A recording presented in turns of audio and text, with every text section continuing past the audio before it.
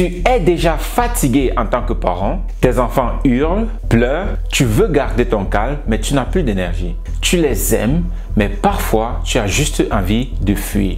Respire. Tu n'es pas la seule et non, tu n'es pas un mauvais parent. Je m'appelle Vianney et bienvenue sur ma chaîne où j'aide les parents à faire de leurs enfants des génies, de façon systématique, bienveillante et adaptée au monde qui change. Aujourd'hui, je veux mettre le doigt sur un problème que vivent presque tous les parents à un moment ou un autre, mais dont on en parle peu. Et cela est comment aider son enfant à gérer ses émotions quand soi-même on est fatigué émotionnellement. Quand toi le parent tu es déjà à bout, mais lui il pleure, il explore, il demande, il crie et il en veut plus. Qu'est-ce que toi le parent tu peux faire sans exploser à ton tour? C'est ce que nous allons voir. Et crois-moi, tu peux faire simple, puissant, humain, même dans ta fatigue. Alors cette vidéo est divisée en 3 parties.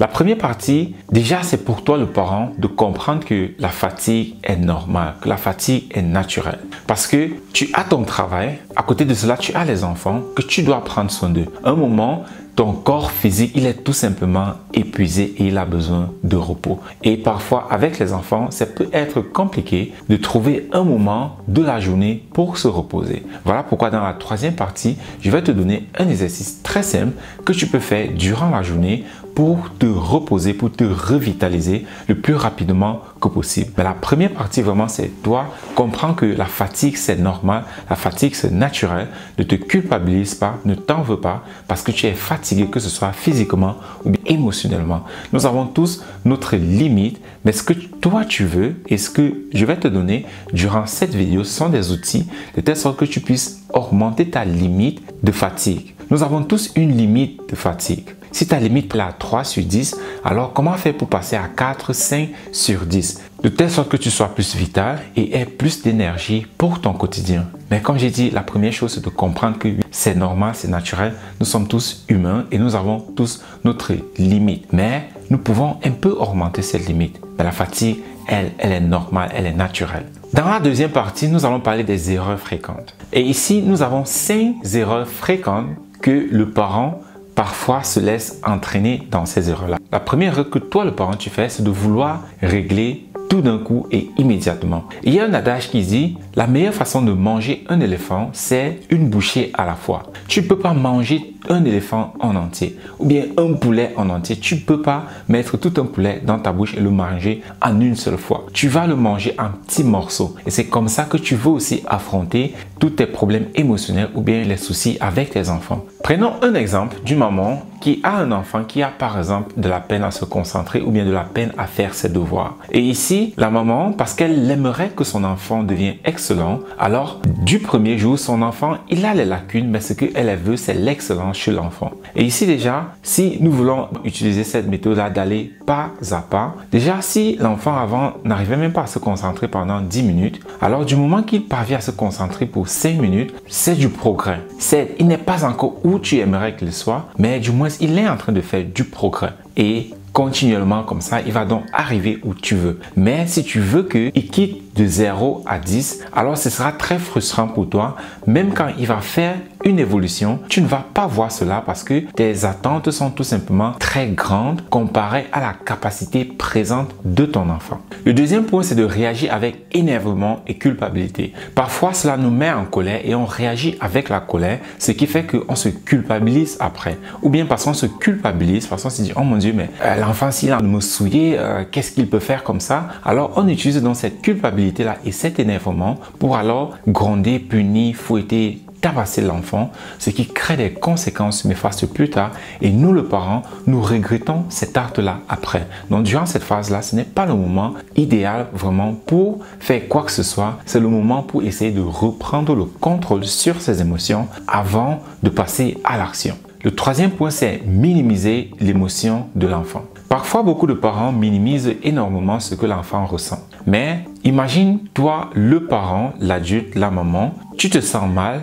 et tu le dis cela à ton conjoint, ton partenaire, ton ami, quel qu'en soit qui est-ce que cette personne est pour toi. Tu dis cela à cette personne et cette personne dit « Ah, tu déranges trop, tu es trop sensible, ce n'est rien. » Comment est-ce que tu vas te sentir? Exactement, tu vas très mal te sentir. Et c'est comme ça que ton enfant se sent quand tu minimises ce qu'il ressent. quand tu minimises l'émotion de ton enfant ou bien ce que ton enfant ressent, alors cela crée énormément de frustration chez ton enfant, ce qui aggrave plutôt le problème. Le quatrième point, c'est de chercher à contrôler au lieu d'accompagner l'enfant. Majoritairement, en tant que parents, quand nous sommes dans des situations de colère, tout ce que nous voulons faire, c'est de contrôler l'enfant. Nous voulons que l'enfant fasse ce que nous, le parent, nous voulons, mais nous ne tenons pas compte de ce que l'enfant, lui, il veut, ou bien de ce que l'enfant, il est en train de traverser. Ici, nous ne voulons pas contrôler l'enfant, mais nous voulons accompagner l'enfant. Il y a une différence entre les deux. La première, c'est vous contrôlez l'enfant, vous ne prenez pas compte de l'opinion, du ressenti de votre enfant. Et la deuxième, c'est vous prenez compte du ressenti, de la pensée de votre enfant pour l'accompagner de telle sorte qu'il puisse développer son plein potentiel.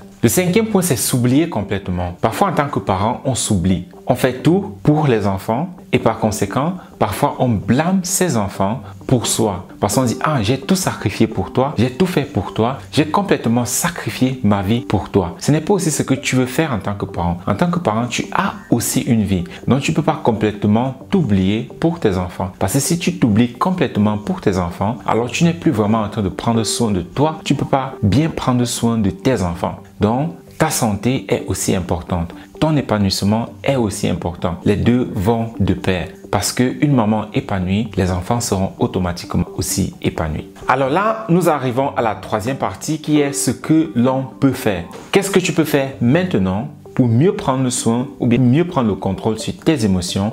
Pareil pour celui de tes enfants. Comment mieux aider tes enfants à prendre soin, à contrôler leurs émotions? Le premier point, c'est faire une respiration. Ici, il y a deux exercices, mais dans cette vidéo, je vais partager un avec toi. Le premier, c'est ce que nous appelons le pardon de soi. Nous allons voir ça peut-être plus tard. Le deuxième point, c'est la respiration. La respiration, c'est quelque chose que tu peux faire à tout moment. Nous respirons déjà, donc tu peux faire la respiration. Et il y a plusieurs formes de respiration que tu peux rencontrer au quotidien. Mais la respiration que je vais te recommander, c'est ce que nous appelons la respiration à 4 count. Donc, compter toujours jusqu'à 4. Ici, chaque étape de la respiration, tu comptes toujours jusqu'à 4. Donc, quand tu inspires, tu comptes jusqu'à 4. C'est déjà 1, 2, 3, 4. Une fois que tu inspires, tu arrêtes, tu cales et puis tu comptes jusqu'à 4. 1, 2, 3, 4. Une fois que tu comptes jusqu'à 4, tu expires. En expirant, tu comptes encore 1, 2, 3, 4. Une fois que tu expires et que tes poumons sont vides, tu bloques et puis tu comptes 1, 2, 3, 4 et puis